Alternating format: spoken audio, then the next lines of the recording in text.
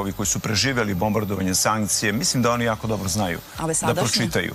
A ova mlada generacija koja živi u virtualnom svetu, koja ima Bluetooth slušalice, teško da neko može da poveruje da su oni se pojavili na ulici tek tako. Ta deca koja su se pojavila su zaista zbog pravde.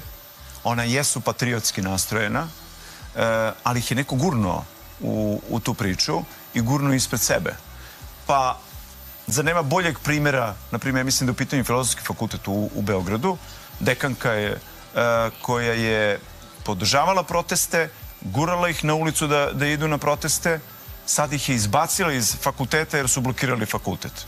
Pa čekajte, znači, neko baš se zaigrao u ovoj priči i u toj generaciji mislim da su oni, nažalost, izmanipulisani i ono što je najopasnije za tu generaciju, a to je da im je oduzeta ideja da budu kreativni u budućnosti i da budu deo možda zaista nekakve buduće vlasti, demokratije, politike.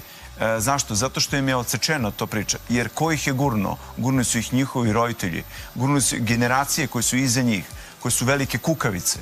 Jer kao kukavice, kad gurate decu ispred sebe, da je reše tvoj problem koji ti nisi rešio kao roditelj, kao starija generacija koja si trebao to da uradiš, ti si ništa drugo nego kukavica.